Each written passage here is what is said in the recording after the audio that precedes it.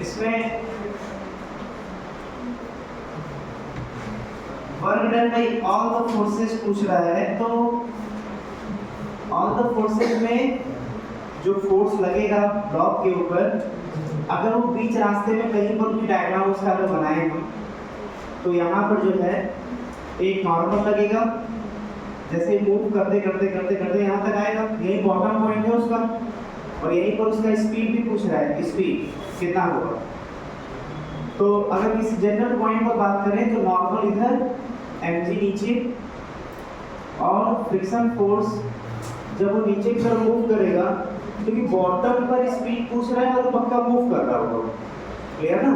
अब ये मानेंगे कि मोशन हो रहा है ब्लॉक का, नहीं तो मोशन करने के लिए थीटा और म्यू में कंडीशन होता है, फ्रिक्शन में बताया था चैप्टर में कि tan थीटा ज़्यादा होगा म्यू से, तभी वो चलेगा। चलिए ठीक है, मतलब फ्रिक्शन फोर्स किधर है, opposite, friction force kinetic friction force लगेगा, इसको डिनोट कर सकते हैं F के से। आप देखिए इसके मोशन के जिधर उसका मोशन होगा dr डिस्प्लेसमेंट मान लेते हैं, तो dr डिस्प्लेसमेंट और नॉर्मल के बीच 90 डिग्री होने की वजह से वर्क डन बाय नॉर्मल के बारे में सोचना ही नहीं है, 90 डिग्री है उनके बीच का एंगल तो जीरो हो जाएगा। वर्क डन बाय mg के लिए हम बताए थे, देखिए इसका भले यहाँ से यहाँ तक मोशन हो रहा है, लेकिन वर्टिकल मोशन कितना हो रहा है, तो वर्टिकल मोशन केवल यही है जो दिया हुआ h, और हमेशा वर्क डन बाय mg जब डिस्प्लेसमेंट भी नीचे हो और mg तो नीचे लगता ही है, तो प्लस mgh होता है। हाँ, इस टर्म को जानना जरूरी है, हम इसके बारे में बता चुके हैं, ये वर्टिकल डिस्प्लेसमेंट है। जैसे पार्टिकल यहाँ से चाहे जैसे मन करे वैसे अगर यहाँ पहुँच गया, यहाँ से यहाँ पहुँच गया, इसका वर्टिकल डिस्प्लेसमेंट कौन होगा, तो यहाँ पर एक हॉरिजॉन्टल लाइन ऐसे ड्रॉ करेंगे, यहाँ पर एक हॉरिजॉन्टल लाइन ड्रॉ करेंगे, तो इन दोनों हॉरिजॉन्टल लाइन के बीच का जो गैप होगा, गैप, वही वर्टिकल लाइन होगा, वर्टिकल हाइट का। तो वही बात यहाँ भी, तो पहुँचा यहाँ से यहाँ पर, लेकिन इसका हॉरिजॉन्टल लाइन ये है और इसका हॉरिजॉन्टल लाइन ये है, तो इस हॉरिजॉन्टल लाइन के बीच का डिस्टेंस कितना है h, अब वही h रखेंगे, तो डिस्प्लेसमेंट भी नीचे है, mg भी नीचे, इसलिए प्लस है, 2 के द्वारा वर्क डन आ गया। अब बचा work done by friction force, वो भी काइनेटिक फ्रिक्शन फोर्स।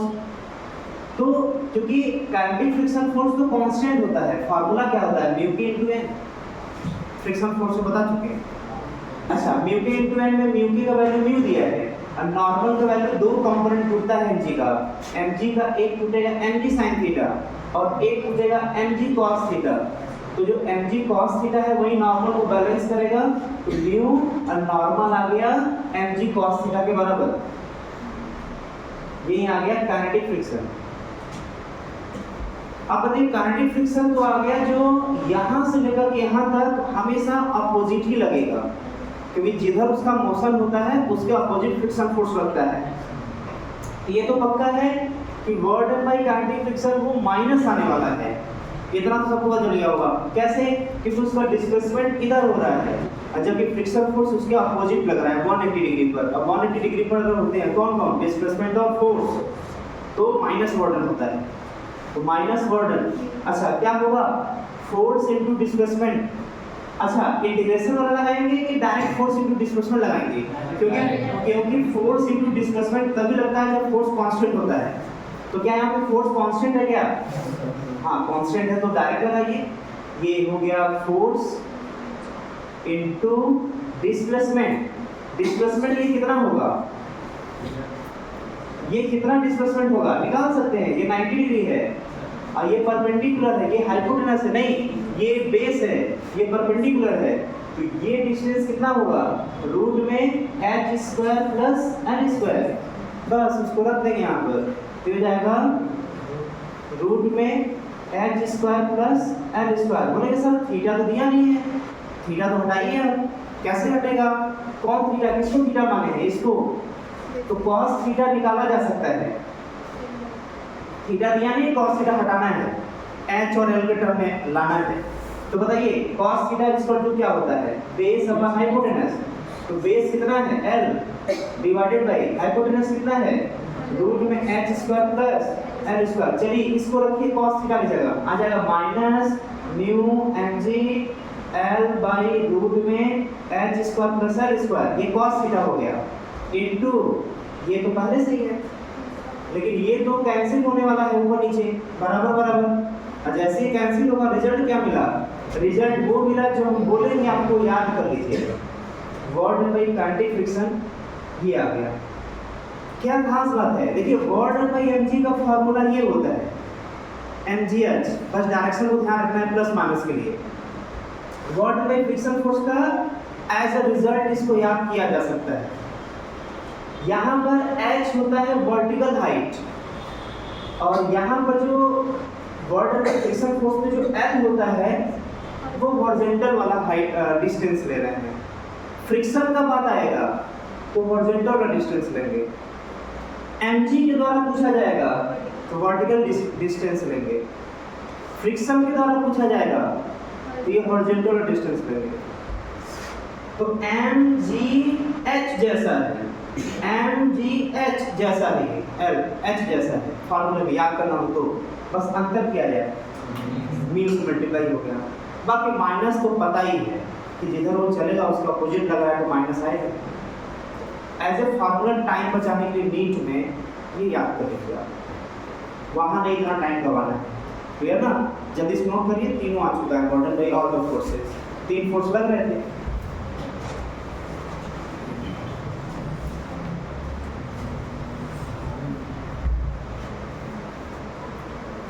लेकिन एकदम फास्ट पेज चलाइए, फास्ट एकदम।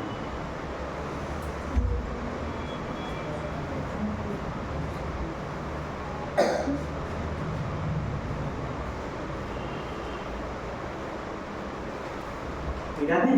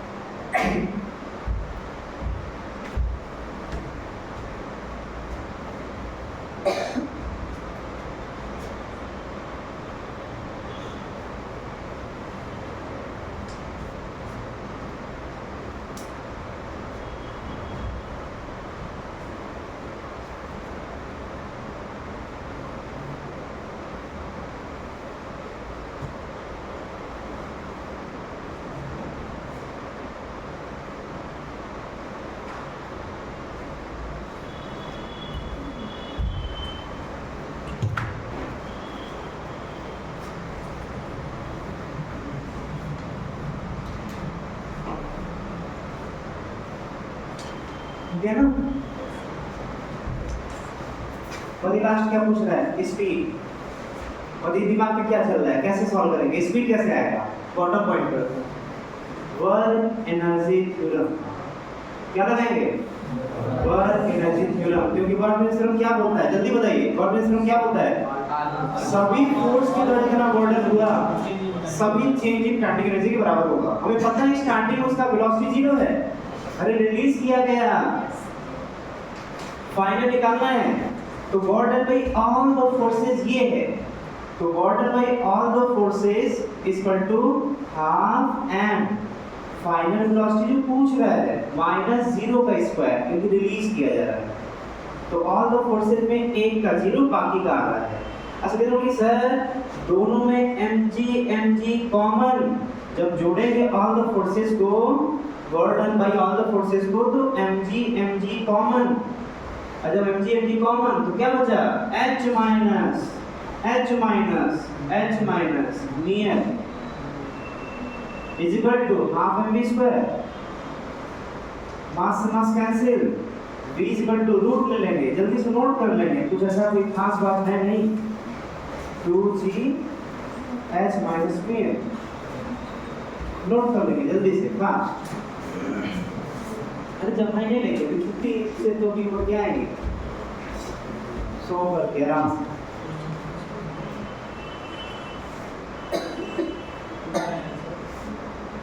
कैलकुलेशन है कर लीजिए root 2g H minus p M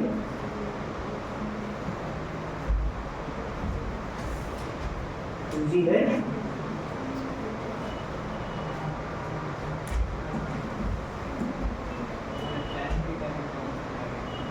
इधर ये नहीं है कहाँ दिया सॉल्यूशन में दिए हैं थीटा माने ऑप्शन में कहीं थीटा नहीं दिखेगा नीट के एग्जाम में।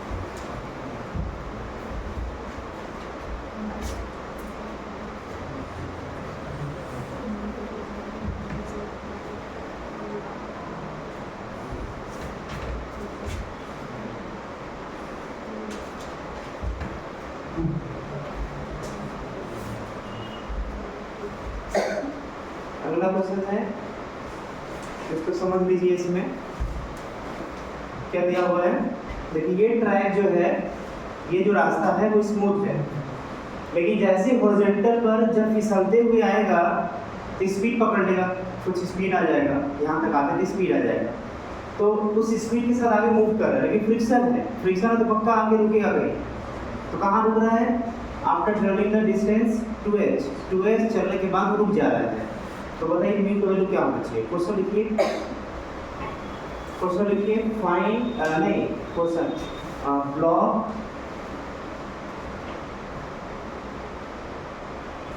is released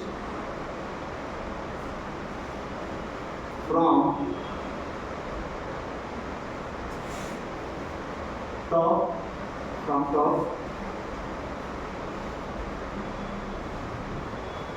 and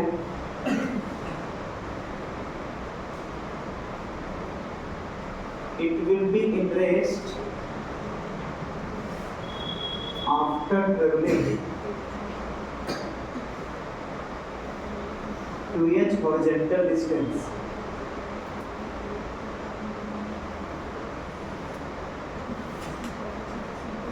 Find value of friction coefficient.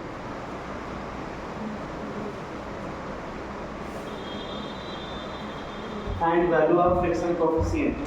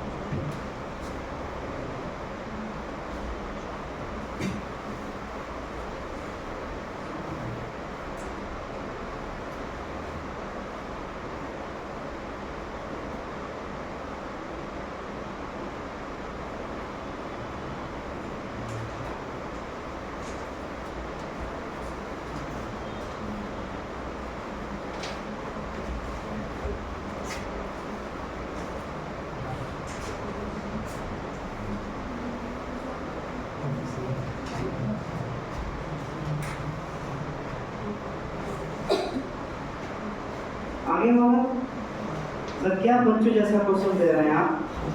बताइए, यहाँ से रिलीज किया गया तो वेलोसिटी क्या होगा? 0। और जहाँ पर रुकेगा कैसे पता रुकेगा? क्वेश्चन में लिखा है 2h डिस्टेंस होने पर 0 रुक गया, वेलोसिटी 0। तो किधर बोलेंगे सर? शुरुआत में भी 0, अंतिम भी 0। मतलब चेंज इन काइनेटिक एनर्जी क्या होगा? 0। मतलब भाई change in kinetic energy starting भी 0, फाइनल भी 0, चेंज इन काइनेटिक एनर्जी 0। अच्छा, work done by all the forces equal to change in kinetic energy, ये थ्योरम होता है। और हमें पता है डायग्राम में कि फाइनल और इनिशियल दोनों 0 है काइनेटिक एनर्जी, तो चेंज इन काइनेटिक एनर्जी 0। अच्छा, work done by normal, work done by mg, work done by friction during the whole motion, यहां से यहां तक पे 3 टाइप के फोर्स लग रहे हैं। एक mg, दूसरा नॉर्मल और तीसरा फ्रिक्शन। पूरे यहां से यहां तक के मोशन में यहां तक तो फ्रिक्शन फोर्स नहीं लगा, यहां से यहां तक फ्रिक्शन फोर्स नहीं लगा, लेकिन उसके आगे तो लग रहा है ना। तो 3 टाइप के फोर्स लगे। तो कितना बोले सर? ये तो 0। वाटर वेव की कितना वर्टिकल डिस्प्लेसमेंट है? h mgh। अच्छा, वाटर फ्रिक्शन का रिजल्ट क्या याद करवाए थे? जस्ट क्या याद करवाए थे? Minus mu mgl। यहाँ पर l कितना है? l कितना है? 2h। तो या 2h ये सब 0 के बराबर। सर mgh गायब, 0 की तरफ। तो म्यू इज इक्वल टू आ गया 1/2, यही आंसर है। जल्दी से नोट कर लीजिए। क्या है बच्चे से क्वेश्चन? फर्स्ट क्वेश्चन पूछ लेते हैं।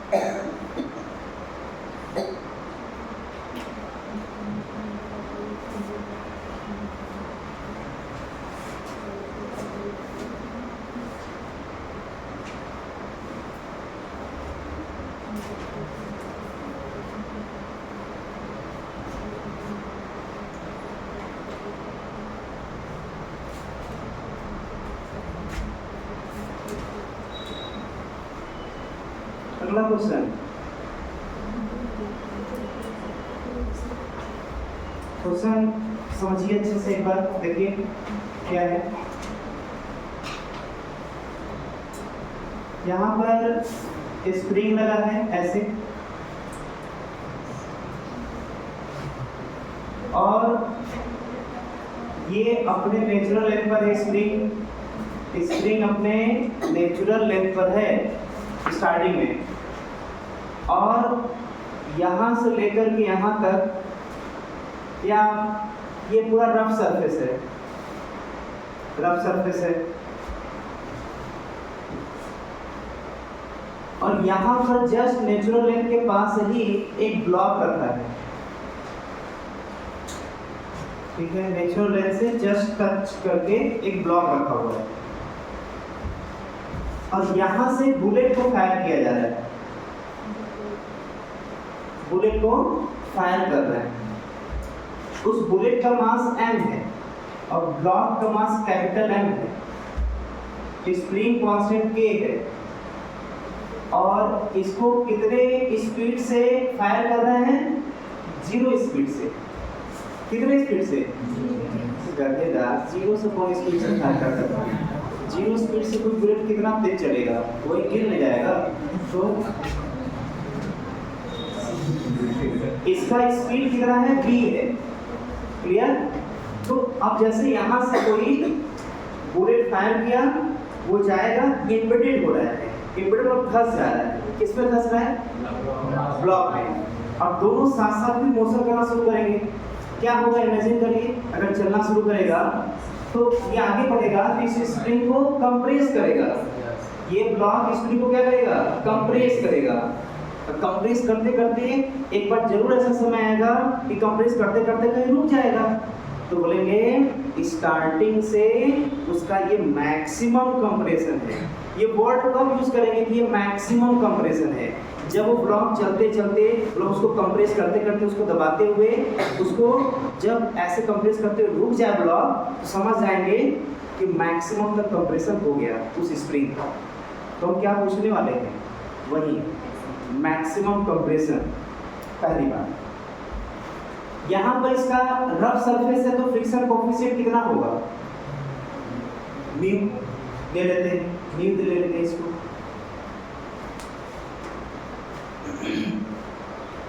नीट में जो क्वेश्चन पूछा हुआ है वो ये है कि जब बुलेट को फायर करते हैं तो ब्लॉक में वो एम्बेडेड हो जा रहा है, धंस जा रहा है, तो जैसे वो धंसता है उसके एम्बेडेड होने के जस्ट बाद काइनेटिक एनर्जी कितना लॉस करेगा। अच्छा, उसके एम्बेडेड होने से पहले ये रुका था तो इसके पास कोई काइनेटिक एनर्जी नहीं था, अकेले केवल बुलेट के पास काइनेटिक एनर्जी था, क्योंकि टकराने से पहले, धंसने से पहले वो अकेले चल रहा था। तो केवल काइनेटिक एनर्जी किसके पास था? बुलेट के पास था। लेकिन जैसे वो इस ब्लॉक के साथ टकरा गया, उसके अंदर धंस गया, तो दोनों साथ साथ चलना शुरू करेंगे। तो जब चलेंगे तो काइनेटिक एनर्जी फिर आएगा। पहले अकेले इसके पास था, अब दोनों एक साथ चल रहे हैं, तो अब टकराने के बाद दोनों के पास काइनेटिक एनर्जी आ जाएगा। तो कितना एनर्जी लॉस करेगा, कितना काइनेटिक एनर्जी लॉस करेगा। जैसे एक प्रैक्टिकली सोच रहे हैं कि अब ये 100 जूल एनर्जी लेके चल रहा था, 100 जूल काइनेटिक एनर्जी लेकर के चल रहा था। जब इसके अंदर धंस गया, दोनों साथ साथ चलने लगे, तो केवल 70 जूल के साथ चल रहा है। तो था स्टार्टिंग में 100 जूल, और दोनों एक दूसरे में धंसने के बाद केवल बचा 70 जूल, तो कितना का लॉस हुआ? भाई पहले 100 जूल था, अब 70 ही बचा, तो 100 में से 70 घटाएंगे ना, 30 आएगा ना, वही तो लॉस किया है वो। तो इनिशियल काइनेटिक एनर्जी निकालेंगे, फाइनल काइनेटिक एनर्जी निकालेंगे, इनिशियल वाले में से फाइनल वाला काइनेटिक एनर्जी हटा देंगे, तो लॉस इन काइनेटिक एनर्जी आ जाएगा। क्लियर? नीट में पूछा था ये question.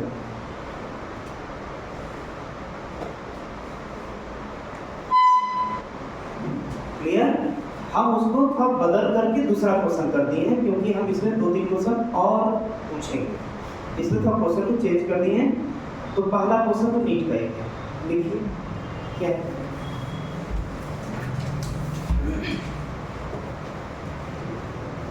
When bullet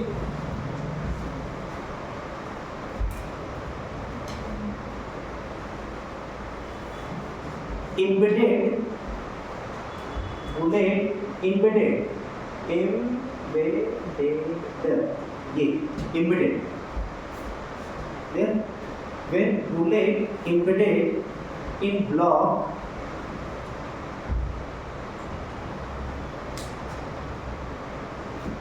clear, then find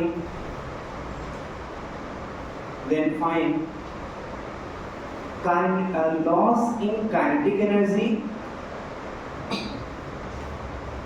then find loss in kinetic energy just after क्या? just after heat to the block, just after hit to the block या embedded to the block,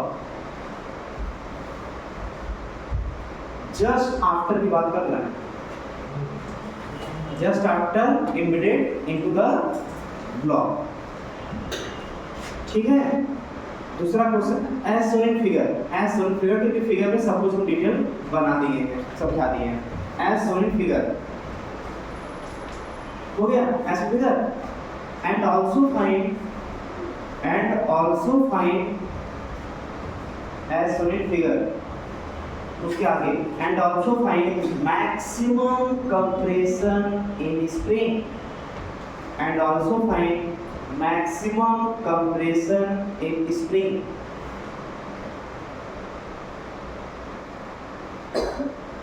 चलो try करिए, 5 minute try करिए फिर बताते हैं।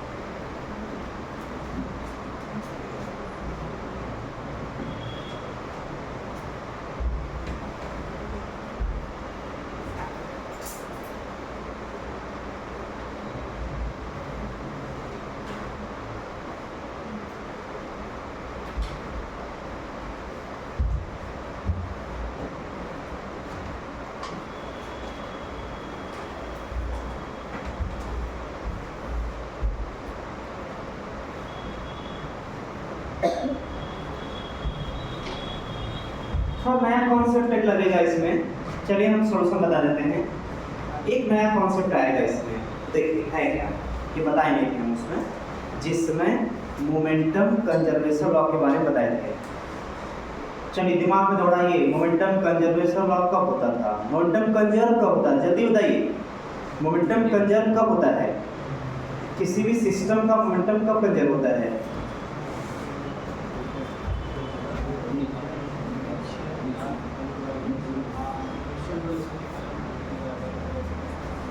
अरे भाई कितना अच्छे से हम उसे बताए थे, नोट करवाए थे, याद भी करवाए थे, 3-4 दिन का छुट्टी भी था रिवीजन करने के लिए।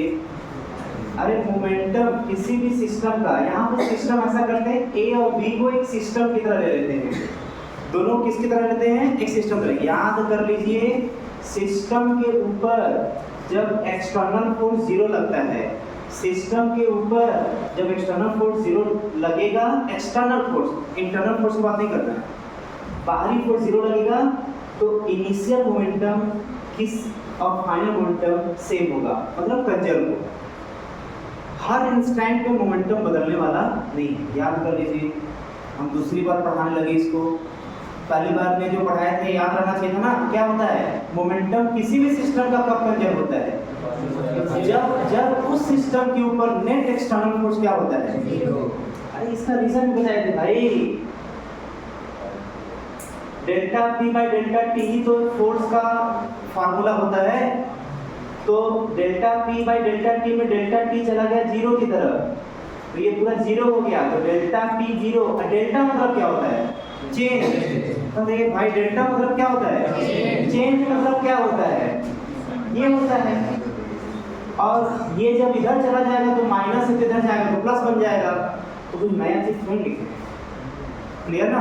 तो मोमेंटम कब कंजर्व होगा, जब मैक्सिमम एक्सटर्नल फोर्स क्या होगा, 0 होगा। ठीक है सर, जिसमें हम पढ़ाए थे, ऐसा क्वेश्चन करवाए थे, नोट्स में है, हम लगाए थे, हम नहीं पढ़ते हैं, हम नहीं पढ़े हैं, कोई बात नहीं।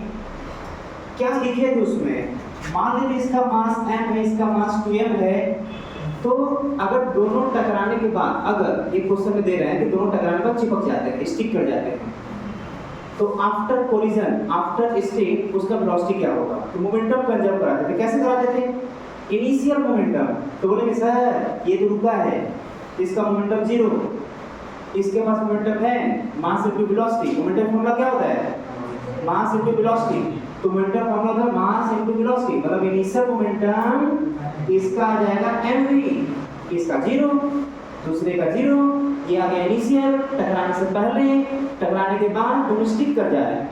अच्छा स्टिक करने को क्या होता है, स्टिक करना, दोनों चिपक गए, चिपक करके दोनों साथ साथ चलेंगे। जब दोनों साथ साथ चलेंगे तो दोनों का वेलोसिटी क्या होगा, सेम। दोनों साथ साथ चलेंगे तो वेलोसिटी क्या होगा, सेम। मतलब दोनों चिपक गए तो टोटल मास कितना, 3m। अरे भाई टोटल मास कितना, 3m।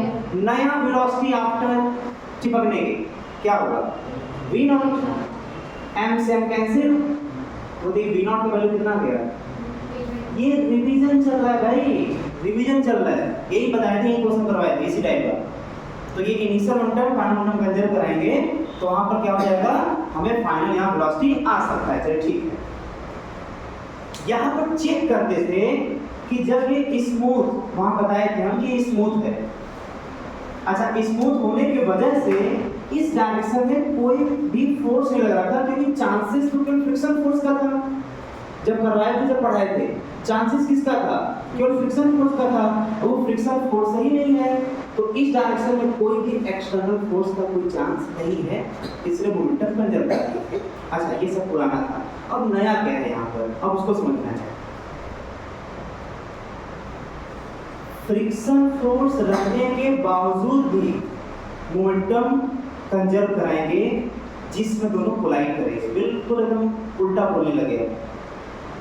जैसे अभी तक क्या था, इस डायरेक्शन में कोई भी एक्सटर्नल फोर्स नहीं लग रहा था, तभी मोमेंटम कंजर्व था।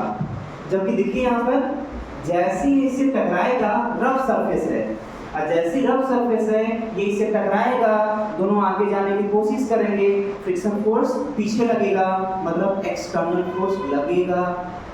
एक्सटर्नल फोर्स पीछे लगेगा तो कंडीशन तो साहब ये बताए थे कि जब एक्सटर्नल फोर्स नहीं लगेगा तब मोमेंटम कंजर्व होगा।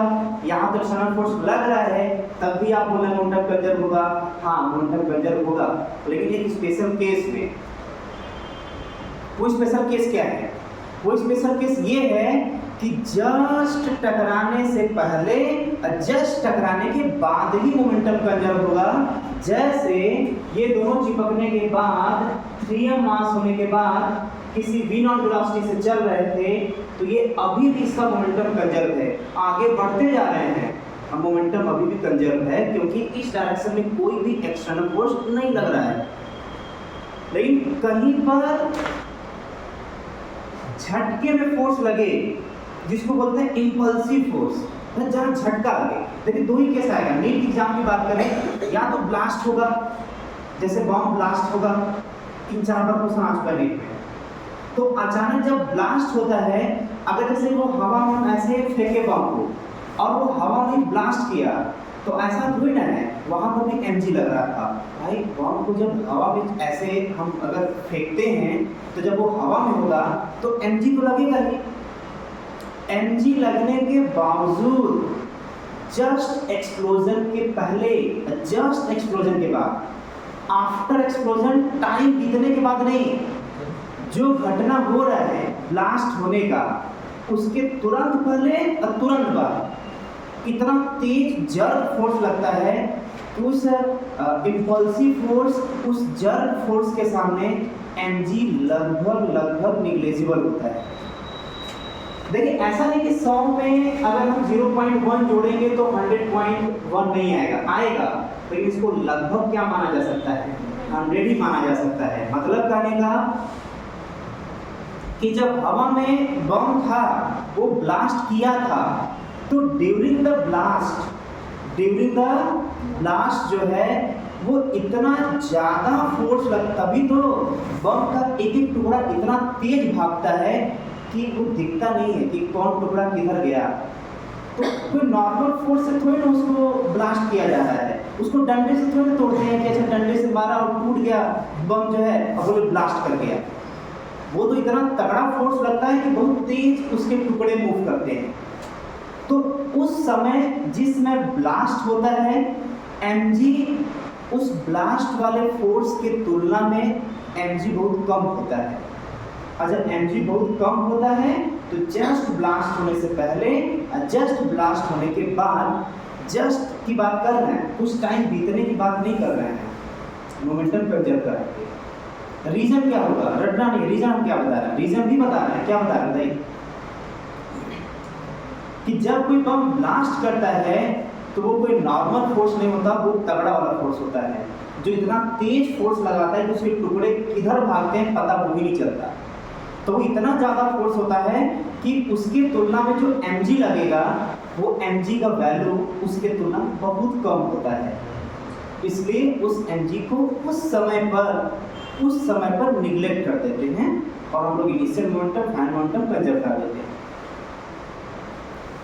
जो झटका है, जो इंपल्सिव फोर्स लग रहा है, जो तगड़ा वाला फोर्स लग रहा है, वो केवल ब्लास्ट के इस टाइम नहीं लगता है।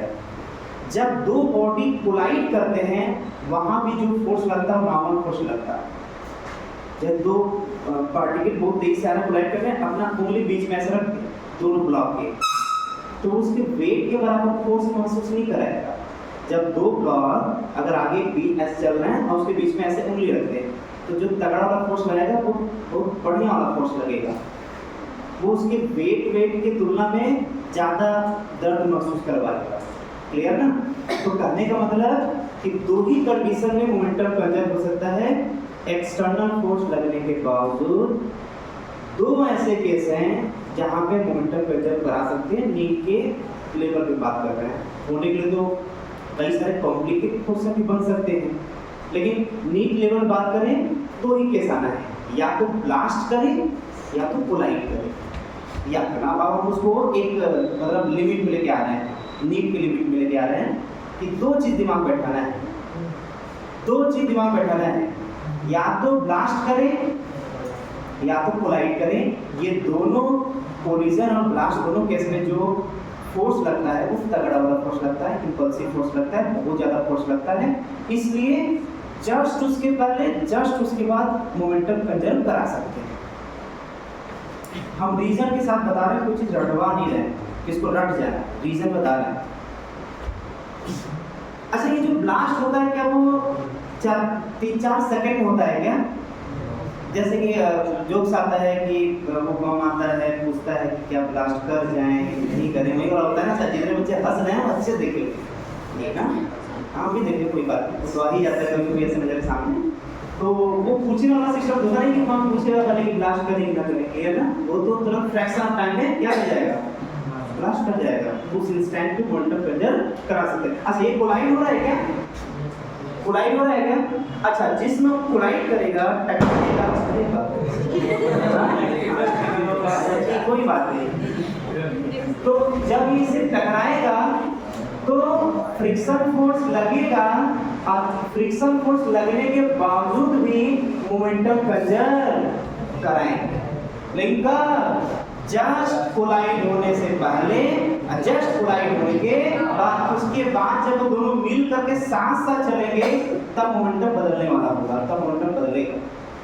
लेकिन उस इंस्टेंट पे मोमेंटम बदलेगा। इसको जितना अच्छे से यूज लिख सकते हैं लिख लें।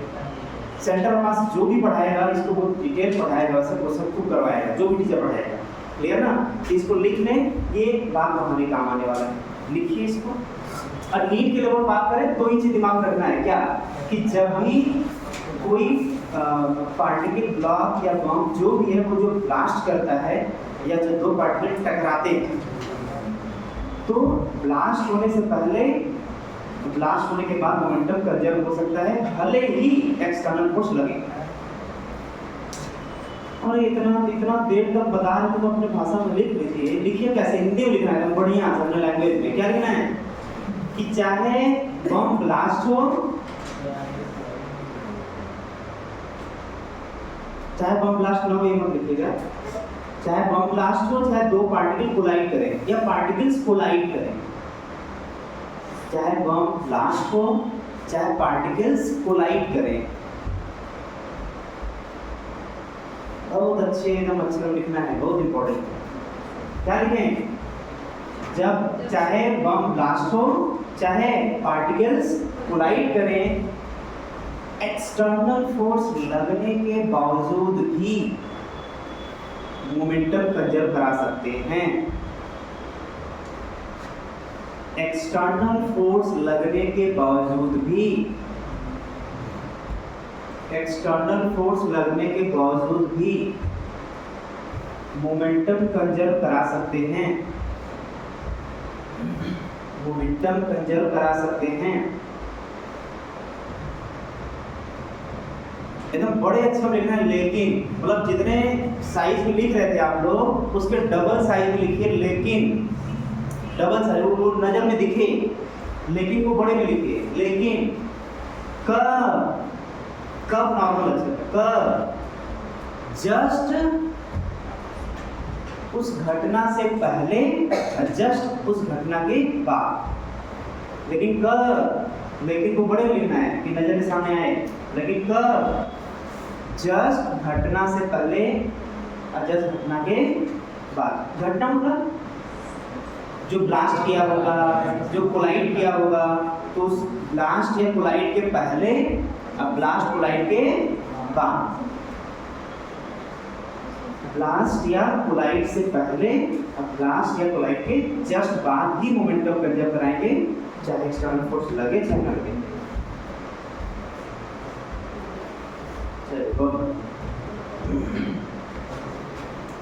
समझ में आया क्या? ये बात समझ आया क्या? नहीं समझ तो याद कर लेना, बोल तो नहीं है, दो ही बात याद रखना है, कोलिजन और ब्लास्ट, कोलिजन और ब्लास्ट, याद कर ले, दिमाग बैठा।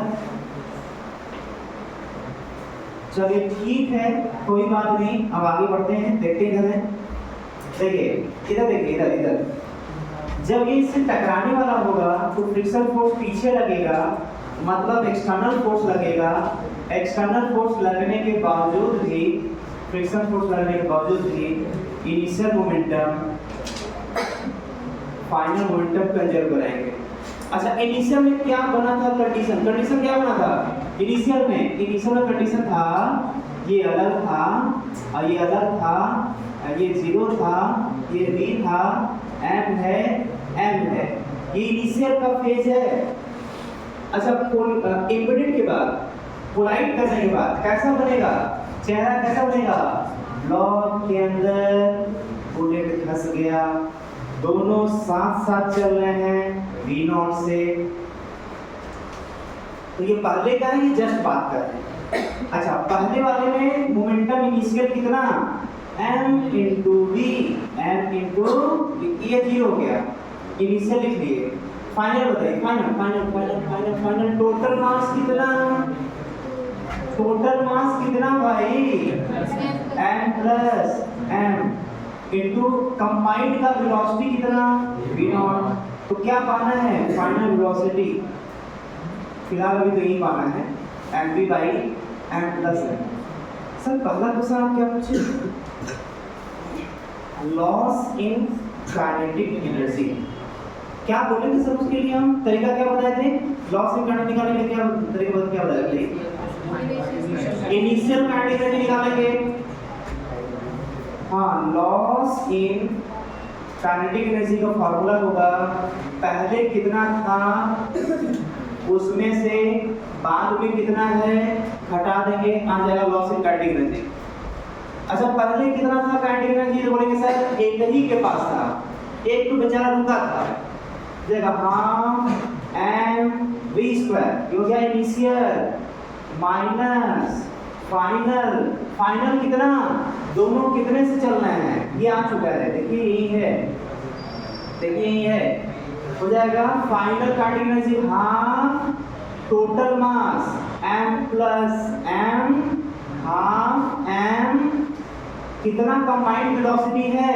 वही तो आया है, m प्लस नहीं ये का स्क्वायर।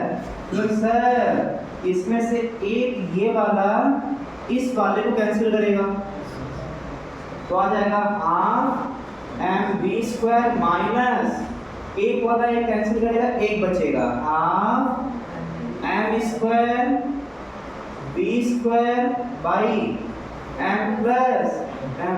सर अभी और सिंपलीफाई होगा क्या? तो होगा कॉमन निकालिए, कॉमन निकालिए, क्या क्या कॉमन निकल रहा है? कॉमन क्या क्या? हाफ mv² कॉमन निकला, क्या बचा? 1 माइनस क्या बचा? m बाई m प्लस, इसको इधर मल्टीप्लाई करेंगे तो आ जाएगा हाफ mv²। ये इधर जब मल्टीप्लाई करेंगे तो ये वाला इसको कैंसिल करेगा, तो थोड़ा बाहर 9 10 6 7, तो ठीक है, ये आ गया capital M divided by m plus m। यही ऑप्शन में था, ठीक करके आगे बढ़ो। कुछ भी कठिन नहीं है भाई, सिस्टमैटिक एक एक लेक्चर को मेरे याद रखिए, सब कुछ एक दूसरे से जुड़ा हुआ है। हाँ, अगर आप भूल जाएं तो क्या कर सकते हैं, बाकी कोई दिक्कत है पूछ सकते हैं, पूछिए।